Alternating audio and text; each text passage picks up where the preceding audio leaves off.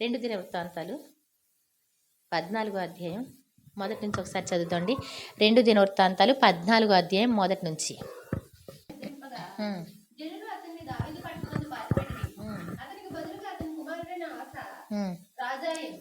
అతనికి బదులుగా అతని కుమారుడైన ఆస రాజాయను. ఇక్కడ చూడండి, ఆసా దినముల్లో ఏమండి, అభియ తండ్రి ఆసా కుమారుడు. అయితే అభియ కూడా దేవుని యందు భయభక్తులు కలిగే నడుచుకున్నాడు. అతని కుమారుడైనటువంటి ఆసా కూడా దేవుని యందు భయభక్తులు కలిగినటువంటి వాడంట. అయితే ఇతని దినాల్లో దేశము 10 సంవత్సరములు ఎలా ఉందంటండి? నెమ్మదిగా. మన జీవితంలో నెమ్మది ఉంటే చాలా సంతోషం కదా. తేలిగ్గా చిన్న వయసులో ఏ రోగాలు లేకుండా ఆడతా పాడతా వెళ్ళిపోయిన 10 సంవత్సరాలు ఎలా ఉంటాయండి? సరదాగానే ఉంటాయి. తినడం, ఆటలకు వెళ్ళిపోవడం, అది అసలు తెలియకుండా వెళ్ళిపోద్ది కదా. ఆ తర్వాత మరి 10 సంవత్సరాలు నెమ్మది పొందెను. ఆస తన దేవుడైన యెహోవా దృష్టికి అనుకూలముగాను యథార్థముగాను నడిచినవాడై అన్య దేవతల బలిపీఠములను పడగొట్టి ఉన్నత స్థలములను పాడు చేసి ప్రతిమలను పగలగొట్టి దేవతాస్తంభములను కొట్టివేయించి వారి పితరుల దేవుడైన యెహోవాను ఆశ్రయించుటకును ధర్మశాస్త్రమును బట్టి విధిని బట్టి క్రియలు జరిగించుటకును యూదా వారికి ఆజ్ఞాపించి ఉన్నత స్థలములను చూడండి. మరి ఆస ఏం చేశాడంట? తన దేవుడైన యెహోవా దృష్టికి ఏం చేశాడంట? అనుకూలముగాను యథార్థముగాను. దేవుని దృష్టికి అనుకూలంగా ఉండాలి మనం. కానీ మనం అనుకుంటాము మనకి అనుకూలమైనట్లు దేవుణ్ణి మలుచుకోవాలని చూస్తాం. ప్రభువా, ప్రార్థన చేస్తే ఎలా చేస్తామండి? నేను ఇలా ఉండాలి ప్రభువా, మీరు నాకు సహాయం చేయండి, ఇది ఇలా జరగాలి ఏమండి లిస్ట్ తీసుకొచ్చి దేవుని దగ్గర పెడతాం. కానీ అలా కాదంటండి, దేవునికి అనుకూలంగా ఉండాలంట మన ప్రార్థన ఎలా ఉండాలి? దేవునికి అనుకూలంగా, దేవుని దృష్టికి అనుకూలంగా యథార్థముగాను నడిచిన వాడే. యథార్థం అంటే ఏమండి, యథార్థవంతులకు ఆయన ఏ మేలు చేయక మానడు అంటాడు. యథార్థంగా ప్రవర్తించేవాడు మేలు పొందుతాడు అంటాడు. యథార్థం అంటే ఏంటంటే లోపల ఒకటి బయటకు ఒకటి కాదండి. ఏమండి, సత్యం ఉందంటే సత్యాన్ని ఎలా మరి ఇక్కడ చెప్పేసిన తర్వాత వేరే మాట్లాడేమనుకోండి, అది యథార్థం అవ్వదు అనమాట అండి. దాన్ని కపటం అంటారు. ఏమండి, అతడు ఎలా ప్రవర్తించాడు దేవుని దృష్టికి అంటే దేవుని దృష్టికి యథార్థముగాను అనుకూలముగాను ప్రవర్తించాడంటండి. నడిచిన వాడై అన్య దేవతల బలిపీఠములను పడగొట్టి, దేవుడు చెప్పిన ప్రతి మాట వినడం అనమాట అండి. అన్ని దేవతల బలిపీఠాలను ఏం చేయాలి? మీరు పడగొట్టాలని చెప్పాడు దేవుడు. అతను కూడా పడగొట్టి ఉన్నత స్థలములను పాడు చేసి ప్రతిమలను పగులగొట్టి దేవతాస్తంభములను కొట్టివేయించి వారి పితరుల దేవుడైన యెహోవాను ఆశ్రయించుటకును ధర్మశాస్త్రమును బట్టి విధిని బట్టి క్రియలు జరిగించుటకును యూదా వారికి ఆజ్ఞాపించి ఉన్నత స్థలములను సూర్యదేవతా స్తంభములను యూదావారి పట్టణములన్నిటిలో నుండి తీసివేసెను. అతని ఏలుబడి యందు రాజ్యము నెమ్మదిగా ఉండెను. దేవుని స్తోత్రం చెప్తామండి. మరి దేవుడు ఏ మాటైతే చెప్పారో, వాక్యంలో ఏదైతే చేయమన్నారో, ఏమండి అంటే రాజు కదా, అందుకోసం దేశమునే శుద్ధి చేయడానికి పూనుకున్నాడు రాజు కాబట్టి దానికి అధికారం ఉందండి. ఏమండి, అధికారం ఉన్నప్పటికి కూడా మనం ఏం చేస్తాం? కొన్ని చేయలేం. మనం తీసేమంటే తీసేస్తారు, కానీ ఆ మాట చెప్పడం రాదు. అవునా కదా? కాబట్టి మనం ఏం చేయాలి? మనకి ఇవ్వబడినటువంటి అధికారాలు, ఎవరింట్లో వాళ్ళకి ఇవ్వబడిన అధికారం అది దేవునికి మరి అనుకూలమైంది అయితే గనక, మనం ప్రతికూల పరిస్థితులు ఉంటే మనం ఏం చేసుకోవాలంట? సరి చేసుకోవాలి, అనుకూలంగా మార్చుకోవాలి, మరి మాట్లాడాలి, ఒకసారి చూసుకోవాలి. ఏమండి, ఇలా చేసుకుంటే బాగుంటుందండి, ప్రార్థన చేసుకుంటే బాగుంటుందండి, మన ఇంట్లో ఇలా మరి ఎవరు కూడా దేవునికి విరోధంగా ఉండకూడదండి అని చెప్పి చూడండి. చెప్పి చూస్తే ఎలా ఉంటుందండి? దేవుడు మార్చుకుంటాడు కదా. కాబట్టి మనుషులు చెప్పరండి. అందుకే జీవితాలు ఎలా ఉంటాయి? నెమ్మది లేనటువంటి పరిస్థితులు ఉంటాయి, క్రమం లేనటువంటి పరిస్థితులు ఉంటాయి. ఇక్కడ మరి దేవుని వాక్యానుసారంగా దేవుడు ఏ మాట అయితే చెప్పారో ఆ మాట అంతా కూడా కొనేసరికి ఏమైపోయిందంటండి? దేశం అంతా ఏమైపోయిందంట? మిక్కిలి నెమ్మది పొందుకుందంటండి. ఆ సంవత్సరములలో అతనికి యుద్ధములు లేకపోవడం చేత దేశములో నెమ్మది కలిగి ఉండెను. యెహోవా అతనికి విశ్రాంతి దయచేసి ఉండగా అతడు యూదా దేశమున ప్రాకారము గల పట్టణములను కట్టించెను. దేవుని స్తోత్రం చెప్తామండి. మన జీవితంలో కూడా ఇప్పుడు యుద్ధాలు లేకుండా ఉన్నాయంటండి. అతనికి అసలు యుద్ధాలే లేవు. ఎవడు కూడా అతని మీదకి వద్దామనేటువంటి మనసు కూడా లేదంట. దేవుడు అంటండి, మనం మరి దేవుని సన్నిధి వదిలిపెట్టేసి, ఏమండి, దేవుని సన్నిధి వదిలిపెట్టేసి, దేవుని క్రియలు వదిలిపెట్టేసి, దేవుడు ఎలా చెప్పారో అవన్నీ మర్చిపోయి మన ఇష్టానుసారంగా వెళుతున్నటువంటి పరిస్థితులు దేవుడు చూస్తాడు. చూసినప్పుడు ఆయన ఏం చేస్తాడు, నీకు ఇంకా నువ్వు నా వైపు చూడాలంటే ఏం చేయాలి, నీకు కష్టాలే కావాలి, నీకు శ్రమలే కావాలి అని చెప్పి వేరే రాజులను లేపుతాడంటండి. యుద్ధాలు అప్పుడు జరుగుతాయి. ఆ యుద్ధాలు జరిగేటప్పుడు ఎలా ఉంటుందండి మనసు, నెమ్మది ఉండదు. మనం ఎక్కువ ప్రార్థన చేస్తున్నాం అనుకోండి, దేవుడు సహాయం చేస్తారు. మరి కాబట్టి ఇక్కడ 10 సంవత్సరాలు కూడా నెమ్మది కలిగి మరి చక్కగా పట్టణాలు కట్టించుకోవడం. మనకి ఇల్లు కట్టబడడం అంటే ఇరుకుల్లో ఇబ్బందుల్లో కట్టలేమండి. దేవుడు ఆ సమయం ఇచ్చినప్పుడు మరి దేవునికి మొరపెట్టినప్పుడు చాలా ఈజీగా అన్ని పనులు జరుగుతాయి. మరి మనం పోషింపబడమే దేవుని కృప అనుకుంటే ఏమండి, పిల్లలు బాగుండి గృహాలు కట్టుకొని అంతా ప్రశాంతంగా ఉంది అంటే అంటే ఏంటి, మనం దేవుణ్ణి ఆశ్రయించడాన్ని బట్టే దేవుడు మనకి తోడుగా ఉంటాడంట. అతడు యూదా వారికి ఇలాగూ ప్రకటన చేసెను, మన దేవుడైన యెహోవాను మనము ఆశ్రయించితిమి, ఆశ్రయించినందున ఆయన మన చుట్టూ నెమ్మది కలుగజేసి ఉన్నాడు. దేవుని స్తోత్రం చెప్దామండి. ఎందుకని మనకి నెమ్మది ఎందుకుంది, యూదా వారందరికీ కూడా మరి మేము ఎంత బాగా చేసేస్తున్నాం, ఇవన్నీ పట్టణాలు కట్టించేస్తున్నాం, నేను కాబట్టి భక్తిగా ఉన్నా, ఏమీ అనలేదండి. అతను ఏమంటున్నాడు, మనము యెహోవాను ఆశ్రయించున్నాము కాబట్టి, యెహోవాను ఆశ్రయించి ఉన్నాము కాబట్టి ఆయన మన చుట్టూ కూడా ఏం చేశారంట, నెమ్మది కలిగించారంట. దేవుని స్తోత్రం చెప్దాం. నీకు ప్రశాంతమైన జీవితం కావాలంటే, నీకు విశ్రాంతి కావాలంటే దేవుడు అంటాడు, నా యొద్దకు వస్తే విశ్రాంతి ఇస్తాను అంటాడు. మన ప్రాణాలకు విశ్రాంతి అంటండి. మరి మనుషులు తెలియకుండా ఎంతో బరువులు మోస్తూ ఉంటారు. ప్రతిరోజు బరువే. ఎందుకు, పుట్టినప్పటి కాడ నుంచి బరువు మోస్తూనే ఉంటారు అంతే. చిన్నప్పుడు చదువులు ఉంటాయి ఏమండి, రకరకాలు, ఆ బాధలు అయిపోతే ఆ తర్వాత మరి కుటుంబ భారాలు ఏమండి. సూర్యుని క్రిందంట అసలు ఏది కూడా ప్రయోజనకరమైంది లేదంట, అంతా వ్యర్థం అంటాడు. ఈ వ్యర్థమైన దానికి ఇంత ప్రయాసం ఎందుకండి ఏమండి. కొన్ని సంపాదించకుండా ఉందా అంటే కుదురుతుందా, అది దేవుడు ఇస్తే తప్ప కుదరదు ఏమండి. ఒకడు అన్నపానాలు పుచ్చుకొని ప్రశాంతంగా ఉండాలంటే దేవుని కృప ఉండాలంటండి. ఖాళీగా కూర్చుందాం ఎందుకు వచ్చిందిలే అంటే అది మరీ కష్టం అవుతుంది పని లేకపోతే ఏమండి. మరి ఏదైనా సరే దేవుడు నువ్వు పని చేసుకున్నప్పటికి కూడా నీకు ఆరోగ్యం ఉండి నీకు శత్రువులు లేకుండా ప్రశాంతంగా ఉంటావు, అది దేవుడు ఇచ్చినటువంటి ఆశీర్వాదం. అందులో నీకు సంతోషం ఉంటుంది. అవునా కదా. నేను అంటాను ఎప్పుడు కూడా నేను అనేది ఏంటంటే, మనిషికి ఆరోగ్యమే విశ్రాంతి అనిపిస్తుంది నాకు. ఏమంటారు మీరు, ఆరోగ్యమే విశ్రాంతి. అంతేగాని ఏమంటే మంచంలో కూర్చోబెడితే అమ్మ మంచినీళ్ళు అందుకు, అమ్మ ఆహారం పెట్టు, అమ్మ అది తెచ్చిపెట్టు, ఇది తెచ్చిపెట్టు, చిన్నపిల్లరా పెద్ద పిల్లరా, ఏమండి ఇది విశ్రాంతి మంచంలో కూర్చొని, అది కాదు. నువ్వే 10 మందికి చేయగలిగితే అదేంటది ప్రశాంతం, నీకు విశ్రాంతి, అది లెక్క. నీకు పని చేసినందువల్ల నీకు కష్టం ఉండదన్నమాట. కాబట్టి దేవునిని ఆశ్రయించినటువంటి వారికి నెమ్మది కలుగజేస్తాడంట. ఎవరు చెప్తున్నారు ఈ మాట, రాజైనటువంటి ఆసా గారు చెప్తున్నారు. మనము యెహోవాను ఆశ్రయించి ఉన్నాము కాబట్టి ఆయన మన చుట్టూ కూడా నెమ్మది కలుగజేసి ఉన్నాడు. దేశమందు మనము నిరభ్యంతరంగా తిరగవచ్చును. మనము ఈ పట్టణములను కట్టించి వాటికి ప్రాకారములను, గోపురములను, గుమ్మములను, ద్వారబంధములను అమర్చుదము. కాగా వారు పట్టణములను కట్టి వృద్ధి నొందిరి. దేవుని స్తోత్రం చెప్దాం. ఏమండి, ఒక గొర్రెలు చక్కగా అవి అంతటా అవే మేయాలనుకోండి, ఏమండి చక్కగా మేత మేయాలనుకుంటే మరి అటు ఇటు చూస్తే ఎవరు కావాలి, కాపరి ఉన్నట్టు కనపడాలి. అప్పుడు ప్రశాంతంగా తింటాయి కదా.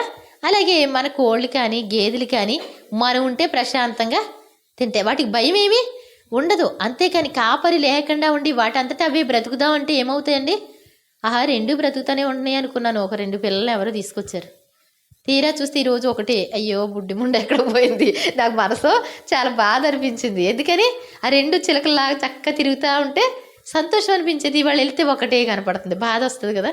కాబట్టి మరి ఎలా అయినా తల్లి ఉంటే వేరు కదా. ఏమండి మనంతటా మనం బ్రతకలేం, దేవుడు ఉండాలి మనకి. మనం దేవుణ్ణి ఆశ్రయించి ఉండాలి. దేవుణ్ణి ఆశ్రయిస్తే ఎంత హ్యాపీయో.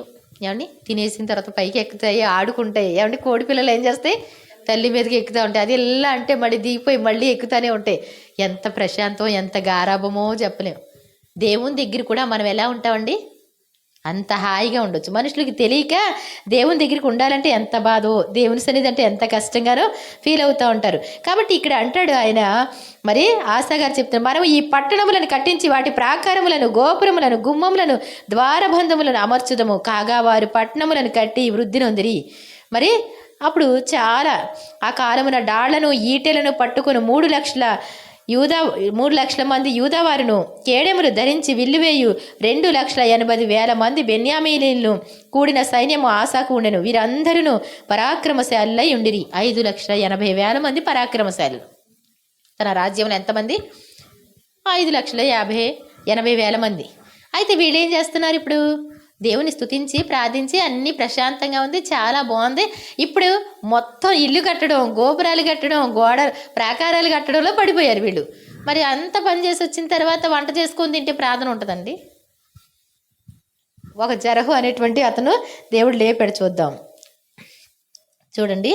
కూషీయుడైన జరహు వారి మీద దండెత్తి 1,000 సైన్యమును 300 రథములను కూర్చుకొని బయలుదేరి మారేష వరకు రాగా ఆసా అతనికి ఎదురుబోయెను. ఇక్కడ చూడండి, మరి వాళ్ళ పనుల్లో పడిపోయారు. దేవుణ్ణి ఆశ్రయించి ఉన్నంతకాలం వాళ్ళు వృద్ధి చెందుతూనే ఉన్నారు. దేవుణ్ణి ఆశ్రయించినటువంటి చదువులైన చాలా బాగుంటాయి. ఏమండి, దేవుని సన్నిధిలో మరి చదువుకునేటువంటి వాళ్ళు ఎక్కువ దేవుని సన్నిధిలో గడిపితే దేవుడు ఒక్కసారి చదివితే చాలు, అదే దేవుడు ఫిక్స్ చేసేస్తాడు. కాబట్టి గుర్తుపెట్టుకోవాలి, చదివే వాళ్ళు కానీ పనులు చేసుకునే వాళ్ళు అలసిపోయి వచ్చాం కదండి. 3 పాటలు చాలండి. ఆ 3 పాటలన్నా గ్రేటేనండి. కొంతమంది పాటలలో ఉండదు లేదు, ప్రార్థన లేదు. ఏమండి, తినడం ముచ్చట్లు పెట్టుకోవడం 11 దాకా 12 దాకా ముచ్చట్లు కూడా లేవులేండి. పాపం ఈ సెల్లు వచ్చిన తర్వాత ఏమండి ముచ్చట్లు కూడా లేవు. 12 దాకా ఏంటండి సెల్ చూసుకోవడం కదా. అలాంటి పరిస్థితిలో అయిపోతూ ఉంటుంది. కొంచెం సేపు దేవునితో గడిపితే ఎలా ఉంటుందండి? మనకున్న సమస్యలు తొలగిపోతాయండి. ఒక 10 నిమిషాలు, పావు గంట చక్క చేతులెత్తి ప్రార్థన చేస్తే ఏమవుతుంది? అసలు సంతోషం వస్తుంది. మీరు చూసుకోండి, అబ్బా ఎంత మనసు బాగుంది, మనమే భక్తి పనులు అన్నట్టు. అంటే దేవుని మీద ఆనుకున్నప్పుడు ఎలా ఉంటుంది? మన కాపరి మనకి తోడుగా ఉన్నట్టు అనిపిస్తుంది కదా. అప్పుడు ఎలా ఉంటుంది? ప్రశాంతంగా ఉండగలుగుతాం. చక్క పాటలు కూడా మనకి వస్తూ ఉంటాయి నోటికి. లేకపోతే వ్యాధులు అనమాట. వీళ్ళు కూడా ఏం చేశారు అంటే పట్టణాలు కట్టడం మొదలుపెట్టి ఇవన్నీ కూడా మరి ప్రాకారాలు కడతా ఉంటే, మరి ఇక్కడ కూషీయుడు అనేటువంటి జరహు అనేటువంటి వ్యక్తి ఎంత 1,000 రథాలతో, 1,000 అంటే ఏంటండి? ఏమండి, 10 లక్షల మంది. వీళ్ళకి ఎంతమంది ఉన్నారు? 5,80,000 మంది వీళ్ళకి ఉన్నారు. వాళ్ళకి 10 లక్షలు ఉన్నారు. ఇప్పుడు మెజారిటీ ఎవరికి ఉందండి? వాళ్ళకే ఉంది. అలాంటి టైంలో మరి వెంటనే వాళ్ళు వచ్చారండి. వస్తే ఆసా 11వ వచనం, ఆసా తన దేవుడైన యెహోవాకు మొరపెట్టి, యెహోవా, విస్తారమైన సైన్యము చేతిలో ఓడిపోకుండా బలము లేని వారికి సహాయము చేయుటకు నీకన్నా ఎవరునూ లేరు. మా దేవా యెహోవా, మాకు సహాయము చేయము, నిన్నే నమ్ముకుని ఉన్నాము. నీ నామను బట్టి ఈ సైన్యమును ఎదిరించుటకు బయలుదేరి ఉన్నాము. యెహోవా, నీవే మా దేవుడవు, నరమాత్లను నీ పైన విజయమును నొందనియ్యకము అని ప్రార్థింపగా. ఏంటంటండి, సైన్యాలు వాళ్ళు దిగి ఉన్నారు. వీళ్ళు కూడా బయలుదేరి వారిని ఎదుర్కొనబోయి అప్పుడు చేస్తున్నటువంటి ప్రార్థన, యెహోవా, విస్తారమైనటువంటి శత్రువుల చేతిలోంచి, సైన్యం చేతిలోంచి ఓడిపోకుండా మాకు సహాయం చేసేవారు మీరే, మీకన్నా మాకెవరు కూడా లేరు ప్రవ్వా. శత్రువుల్ని మా మీద విజయం పొందనివ్వద్దు ప్లీజ్. మేము మీ బిడలో, ఈ మధ్య కాస్తంత ప్రార్థన తక్కువైందేమో కానీ ఏంటి, మీ బిడలో నాయన మీకోసమే నిలబడ్డాం. మరి ఏ అన్య దేవతను మేము కొలవట్లేదు, దేశంలో నుంచే తీసేసాడు తను. ఏమండి, కానీ ప్రార్థన జీవితం కూడా తక్కువైతే మాత్రం ఏముండదండి, కొంచెం శోధనలు వస్తాయి. ఆ శోధనలో కూడా దేవుడు విజయం ఇచ్చేటువంటి దేవుడు. దేవుని స్తోత్రం చెప్తాం. ఒకవేళ శోధన వచ్చినప్పటికీ కూడా మరి ప్రార్థన చేయగానే దేవుడు ఏం చేశాడంటండి, యెహోవా కూషీలను ఆసా ఎదుటను యూదావారి ఎదుటను నిలువనీయక వారిని మొత్తినందున వారు పారిపోయిరి. మొత్తడం అంటే ఏంటండి? ఒక్కొక్క మొట్టికాయ తగిలితే ఏమండి ఒక్క దెబ్బ చాలండి. ఇంకా నీ మీదకి ఎవడైనా వస్తే ఒక్క మొట్టికాయ తగిలితే ఏమవుద్దండి?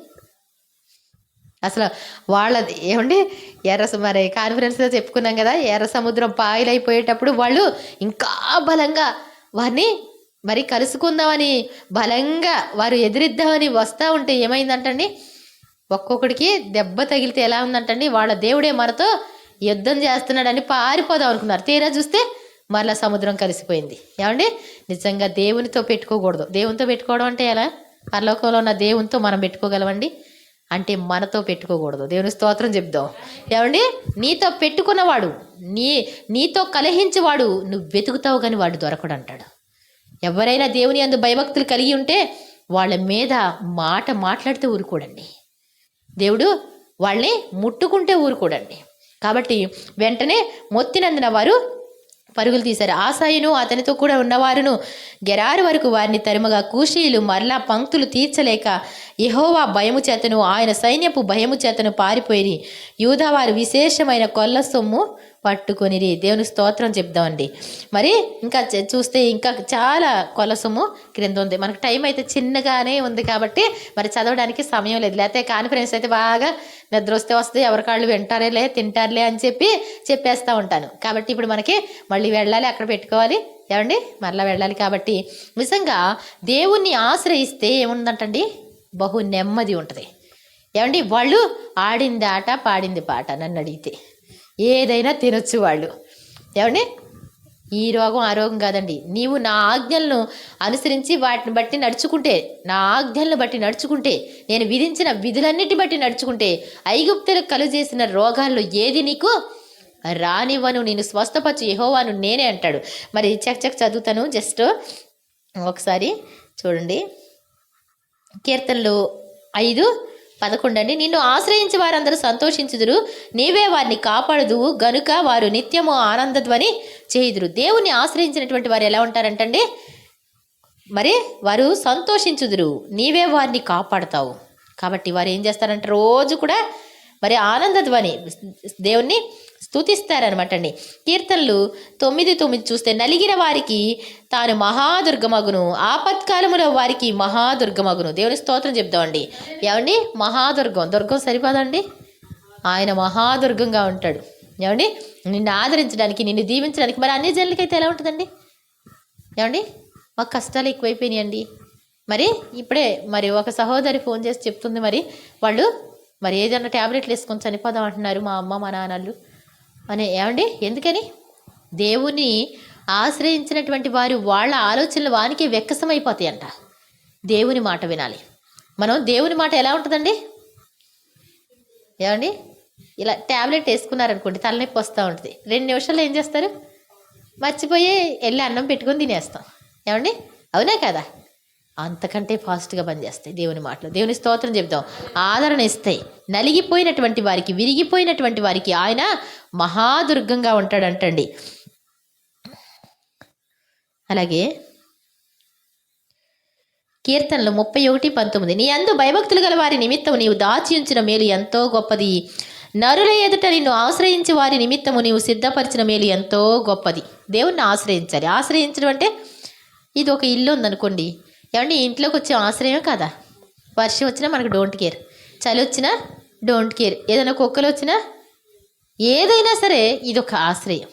ఏమంటే తలుపేసేస్తే ఏమవుద్ది? నీకు సెక్యూరిటీ ఉన్నట్టే. దేవునిలో ఉన్నవాళ్ళు కూడా ఆయన్ని ఆశ్రయించడం అంటే ఆయనలో ఉండడం అనమాట అండి. ఆయన చెప్పినట్టు చేయడం అనమాట. ఆయన మీద ఆధారపడాలి. వాక్యం ఎలా ఉందండి? అలాగేనండి. మళ్ళీ ఏంటి?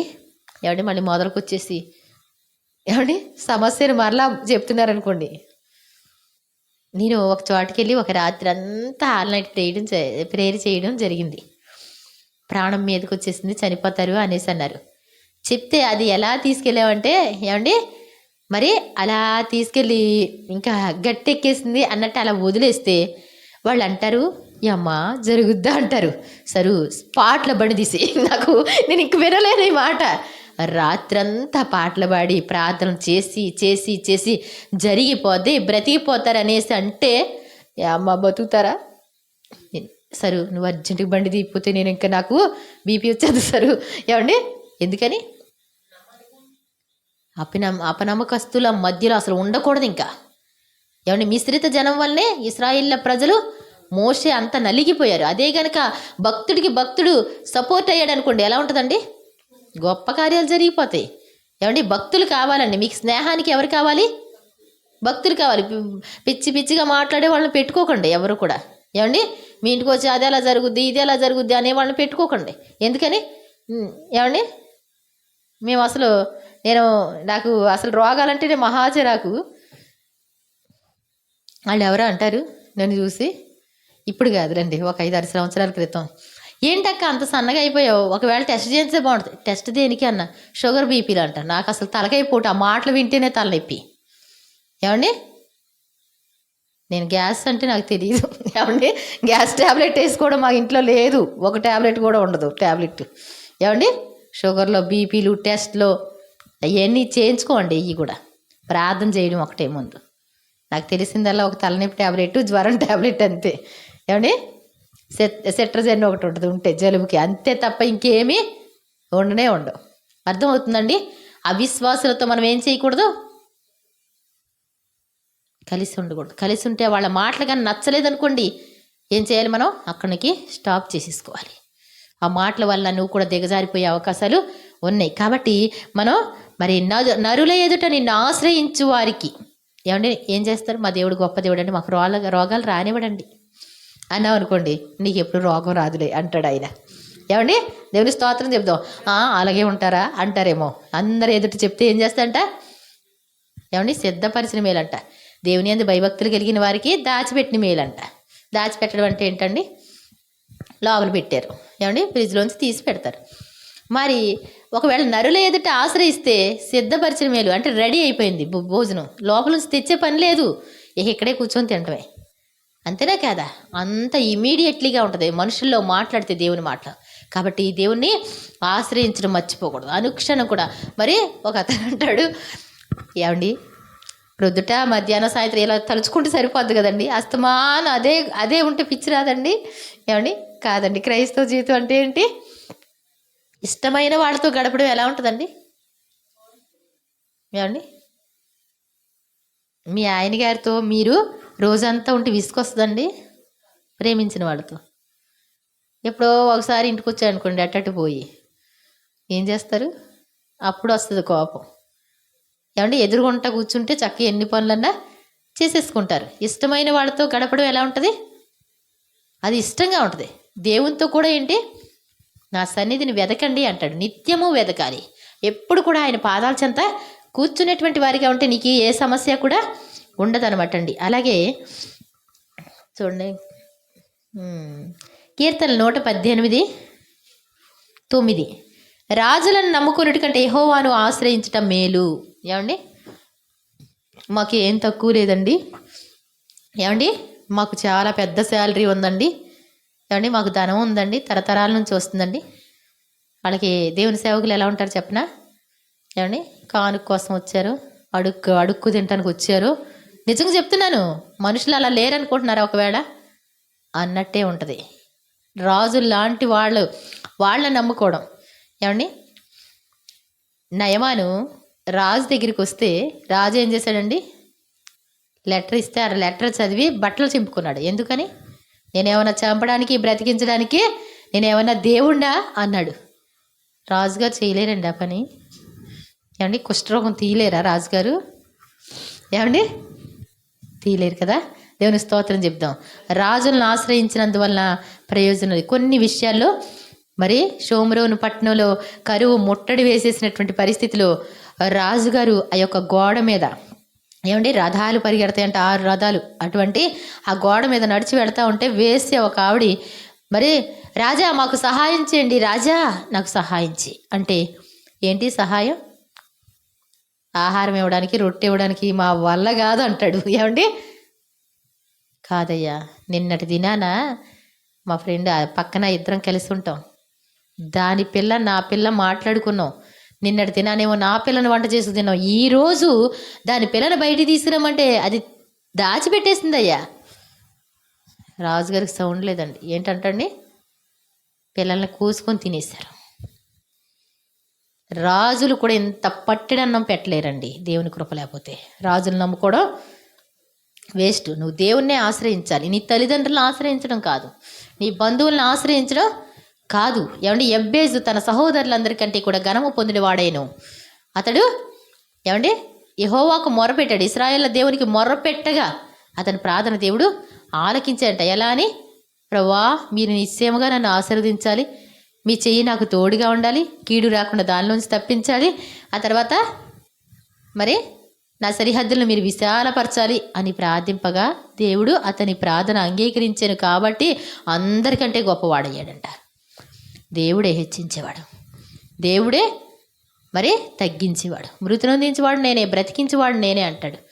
పెంట కుప్పల మీద నుంచి దీనులను పైకి ఎత్తుతాడంటాడు. ఒకవేళ గన మరి ఎదిగిన తర్వాత కూడా గర్వం చూపిస్తే అక్కడి నుంచి పడటానికి ఎంత టైం పట్టదండి, ఒక్క నిమిషం చాలంట. అంటే ఇవన్నీ ఎలా పోతాయండి? యోబు గారి సంగతి తెలుసండి ఏమండి? యోబు గారు అంటే మళ్ళా డబల్ తీసుకురావడానికి అలా చల్లినట్టు చల్లేసిన మళ్ళా డబల్ తెచ్చుకున్నాడు భక్తుడు కాబట్టి. దేవుని స్తోత్రం చెప్దాం. ఏమండి? యోబు గారికి ఏంటి, ఒకే రోజు ఒంటెలు, గొర్రెలు, ఏమండి తన గొడ్లు మొత్తం, పిల్లలు మొత్తం అంతా పోయినాయి. ఒక వారం రోజుల్లో మొత్తం ఆయన రూపం కూడా మారిపోయింది. ఏమండి? ఎంతసేపు పడద్దండి మరి. కాబట్టి ఎవరు అతిశయించడానికి కూడా, ఉజ్జి అనేటువంటి రాజు కూడా మరి చక్కగా నడిచాడు. దేవుడిని ఆశ్రయించినంతకాలం బాగానే ఉన్నాడంట. తర్వాత ఏం చేశాడండి? ధూపం వేయడానికి వెళ్ళాడు. రౌద్రుడై, వాళ్ళు నీది నీ పని కాదు అన్నారు అక్కడ యాజకులు. రౌద్రుడై నేనేస్తే ఏమైంది అన్నాడు ఇలా అని.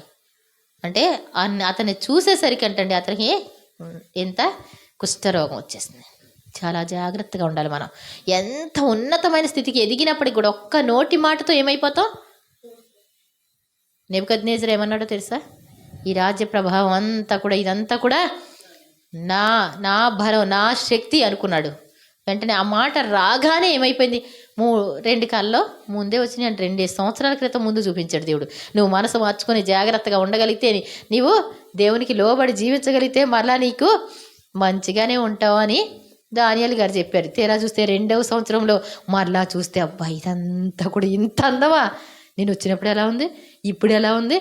నా యొక్క ప్రభావం ఇదంతా కూడా, నా బలము ఇదంతా అన్నాడు. ఆకాశం నుండి ఏ మాట వచ్చిందంటండి? నీ ప్రభుత్వం నీ యొద్ద నుండి తొలగిపోయింది అంటాడు. దేవుణ్ణి ఆశ్రయించాలి మనం. దేవుణ్ణి ఆశ్రయించినంతకాలం మనం వర్ధిల్లుచూనే ఉంటాండి, గుర్తుపెట్టుకోవాలి. మరి అలాగే 112 అధ్యాయం 7వ వచనం, వాని హృదయము యెహోవాను ఆశ్రయించి స్థిరముగా ఉండును, వాడు దుర్వార్తకు జడియడు. ఏమండి? యథార్థవంతుల వంశం కోసం చెప్పుకొస్తా వాడు దేవుణ్ణి ఆశ్రయించి స్థిరంగా ఉంటుందంట వాళ్ళ మనస్సు. దుర్వార్త ఏదైనా చెప్పినప్పటికి కూడా ఏమంటే అసలు జడవడు. ఎందుకని? మా దేవుడు ఉన్నాడు, మరణాన్ని జీవంగా మార్చేవాడు, ఉన్నది లేనట్టు చేసేవాడు. చిన్ని ప్రార్థన చేస్తే చాలండి. దేవుని స్తోత్రం చెప్దాం. అలాంటి విశ్వాసం కావాలి. నా ప్రార్థన త్రోసివేయడు. ఏమండి? ఎందుకని? నేను తప్పక అనుదినము ఆయన సేవిస్తున్నాను. దానియేలు, నీ దేవుడు నిన్ను రక్షించగలిగినా అంటే అనుదినము తప్పక సేవిస్తున్నా, నీ దేవుడు నీకు తోడుగా ఉంటాడు పో అన్నాడు. ఏమండి? అనుదినము తప్పక సేవిస్తున్నా, నీ దేవుడు నిన్ను రక్షించగలిగినా దానియేలు ఏమండి తన దూతను పంపించి ఏం చేశాడు? నన్ను రక్షించాడు. దేవుని స్తోత్రం చెప్దాం. ఆయన్ని ఆశ్రయించే వాళ్ళు ఏం భయపడిన అవసరం లేదండి. ఏది జరిగితే అది మంచిది. ఎలా ఎటు తిరిగింది వాడ అంటే ఆయనకి తెలుసు రూట్. మన నాయకుడు ఎవరండి? ఆయనే. కాబట్టి అలాగే ఇంకొక మాట, ఇర్మియా 17వ అధ్యాయం 5వ వచనం, యెహోవా ఇలాగ సెలవిస్తున్నాడు, నరులను ఆశ్రయించి శరీరంలో తనకు ఆధారముగా చేసుకొనుచు తన హృదయమును యెహోవా మీద నుండి తొలగించుకునేవాడు శాపగ్రస్తుడు. నరులను ఆశ్రయించి. ఇంకా కొంతమందికి ఏంటండి, మనుషులు లేకపోతే నేను బ్రతకలేను, వాళ్ళ సహాయం లేకపోతే నేను బ్రతకలేను. ఒకసారి తీసిన వాళ్ళు చదవండి. మరి ఇర్మియా 17:5 నుంచి, నరులను ఆశ్రయించి శరీరులను తనకు ఆధారముగా చేసుకొనుచు యెహోవా మీద నుండి తన హృదయాన్ని తొలగించుకునేవాడు ఏంటంటండి? శాపగ్రస్తుడు. చదువమ్మా ఇంక కిందకి. వాడు ఎడారిలో ఉన్నటువంటి అరూహ వృక్షం వలె ఉంటాడంటండి. ఏమండి? మేలు వస్తే కనబడదంటండి. అడవిలో కాలిన నేల యందును, నిర్జలమైనటువంటి చవిటి భూమి అందును ఎవరు? నరులు ఆశ్రయించేవాడు. ఎలా ఉంటాడు? నీకు ఎన్ని నీళ్లు తీసుకొచ్చి పోసినప్పుడు ఇక్కడ కనపడవు. ఎంత డబ్బు వచ్చినా సరే ఏమవుదండి? కనబడదండి. ఎంత డబ్బు వచ్చినా కనపడదు, ఎన్ని ఆశీర్వాదాలు వచ్చినా కనబడవు, ఎంతున్నా కనపడదు. ఎందుకని? దేవుణ్ణి ఆశ్రయించలేదు కాబట్టి. అయిపోయింది బాబు, చదవండి. మనం ఏంటంటే దేవుణ్ణే ఆశ్రయించాలి. నరులను ఆశ్రయం చేసుకోకూడదు. ఎంత వచ్చినా నీకు 100 ఎకరాలు ఇచ్చారా నీ వాళ్ళు? ఏమండి, దేవుడు లేకుండా నీ 100 ఎకరాలు నీ దగ్గర ఉండదు. ఏమండి, ఇంకా ఏమైనా నీకు తీసుకొచ్చి ఇచ్చారా? అది కూడా కనపడదు, మాయం. ఏమండి, వాడు నిర్జల భూమి అందు, చవిటి భూమి అందును వాడు నివసించును అంటాడు. చదవండి అక్కడ కొంచెం.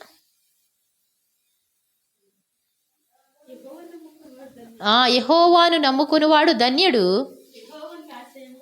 యెహోవా వానికి ఎలా ఉంటాడండి? ఆశ్రయంగా ఉంటాడు. నరులను ఆశ్రయిస్తే నీకు ఎంత నా పనికిరాదు. దేవుని నమ్ముకునేవాడు ధన్యుడు, యెహోవా వానికి ఆశ్రయముగా ఉండును.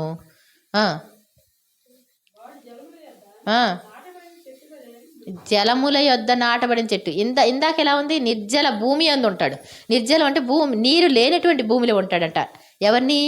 మనుషులను ఆశ్రయిస్తే, నరులను ఆశ్రయిస్తే. కానీ దేవుణ్ణి ఆశ్రయిస్తే వాడు నీటి కాలువల ఎవరు నాటబడిన చెట్లు అనమాట. జలముల యొద్ద నాటబడినటువంటి నిరవంజి చెట్ల వలె ఉంటారు. కాలువల ఎవరిన తన వేడుతను వెట్ట కలిగినప్పటికీ కూడా, ఏమంటే నీకు ఎన్ని కష్టాలు వచ్చినా, ఎన్ని శ్రమలు వచ్చినా, ఎంత ఇరుకు వచ్చినా, ఎంత ఇబ్బంది వచ్చినా అస్సలు జడిసే పనే లేదు. ఎందుకని? ఏమండి, జలాల ప్రక్కనే దాని నాటబడింది కదా, దాని వేరు ఎక్కడ ఉందండి? చక్కగా నీరుని పీల్చుకుంటూ ఉంటుంది కదా. అసలు వెట్టకెళ్ళిన బయట ఎండ ఎంత ఉన్నప్పటికీ కూడా దానికి ఏమవుతుందంటండి? దాని ఆకులు పచ్చగానే ఉంటాయి. వర్షం లేదనుకోండి ఈ సంవత్సరం అంతా చింతన ఉందంటండి, కాపు మాందంట. దేవునికి స్తోత్రం చెప్దాం. ఏమండి, ఎక్కడ ఉన్నా ఒకటే. ఏమండి, ఏ మాత్రం కూడా ఒకవేళ ఒక సంవత్సరం వర్షం లేదా, ఒక సంవత్సరం తెప్పలైపోయింది, నీ జీవితంలో కష్టాలు వచ్చేసినాయి, శ్రమలు వచ్చేసినాయి, అసలు మళ్ళీ మామూలు అయిపోద్ది. ఏమండి, అవునా కదా? ఇప్పుడు వాటర్ వెళ్తూ ఉందనుకోండి, ఇలా ఒక గుంట వచ్చింది అనుకోండి, జస్ట్ అక్కడికి వచ్చి ఇలా దిగిన తర్వాత మళ్ళీ ఏమైపోద్దండి? మళ్ళీ సాఫ్ట్గా వెళ్ళిపోతూనే ఉంటుంది. నీ జీవితంలో కూడా ఎన్ని అవరోధాలు వచ్చినా, ఒడిదుడుకులు వచ్చినా దేవుడు నీకేమీ మరి కష్టం రానివ్వడు అనమాట. దేవుడు తోడుగా ఉంటాడు. చాలండి. కాబట్టి ఎవరిని ఆశ్రయించొద్దు, దేవుణ్ణి ఆశ్రయించాలి. దేవుణ్ణి ఆశ్రయించి మనకి క్షేమం ఇచ్చినప్పుడు మన పనులు చేసుకుంటూ దేవుని నిర్లక్ష్యం చేయకూడదు.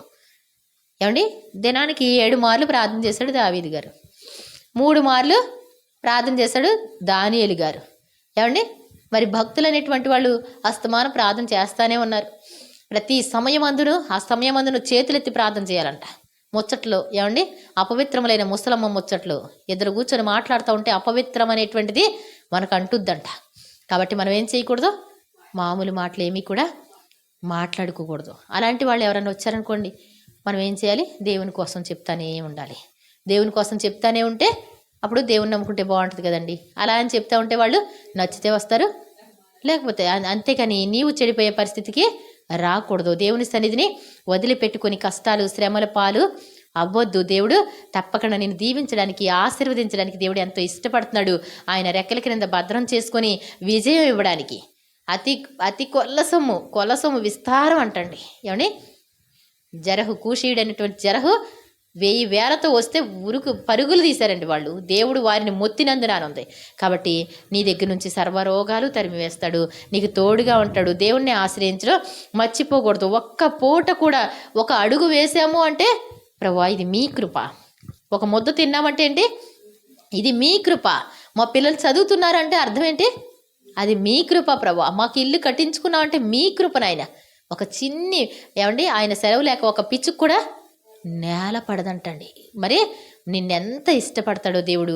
కాబట్టి గుర్తుపెట్టుకొని ఇంతవరకు కూడా ఎంతో దీర్ఘశాంతి వహిస్తున్నాడు. ఒకవేళ కానీ ఇంకా మనం సరి చేసుకోలేనటువంటి గుణాలు ఉంటే ప్రభా సరి చేసుకొని నీ సన్నిధిలో గడిపే భాగ్యం నాకు ప్రసాదించండి. నేను గర్విష్టిగా ఉండకూడదు, నీ సన్నిధిలో నీకు కృతజ్ఞతలు చెప్పుకోవాలి ప్రభా అని ప్రార్థన చేసుకుంటే దేవుడు మనల్ని ఆశీర్వదిస్తాడు. కాబట్టి ఆయన్నే ఆశ్రయిద్దాం. ఆశ్రయించిన వారికి ఏ మేలు కూడా కొదువై ఉండదు. పైకి భక్తి గల వారి వలె ఉండి దాని శక్తిని ఆశ్రయించినటువంటి వారిగా ఉంటారంట. భక్తిని కూడా లెక్క చేయరు. ఏదో పైకి భక్తిలాగా వచ్చేసి ప్రార్థన కూర్చొని తర్వాత వాళ్ళు చేసే పనులు వాళ్ళే చేస్తారు. అలాంటి పైకి భక్తి గల వారి వలె ఉండి దాని శక్తిని ఆశ్రయించినటువంటి వాళ్ళంటే దేవునికి ఇష్టం ఉండదు. అలా ఉండొద్దు. మనం భక్తిగా ఉందాం, దేవుణ్ణే ఆశ్రయిద్దాం. ప్రతి విషయంలో దేవుణ్ణి ముందు పెట్టుకొని నడుద్దాం. మన పనులు మనం చేస్తా దేవుణ్ణే ఆశ్రయించామంటే నీవు మోసం చేసుకున్నట్టు మార్చుకోవాలి. వాక్యంలో ఎలా చెప్తున్నారో అలా మనం జీవించాలి. కాబట్టి తప్పకుండా నిన్ను దేవుడు ఆశీర్వదిస్తాడు. ఆశ చెప్పినట్లు మరి చక్కగా మనం యెహోవాను ఆశ్రయించి ఉన్నాం కాబట్టి మన చుట్టూ కూడా నెమ్మది కలుగజేసి ఉన్నాడని నీవు అన్యజనులు కూడా సాక్ష్యం చెప్పడానికి దేవుడు నీకు అవకాశం ఇస్తాడు. అట్టి కృప మనందరికీ దేవుడు అనుగ్రహించునుగాక. ప్రార్థన చేసుకుందాం.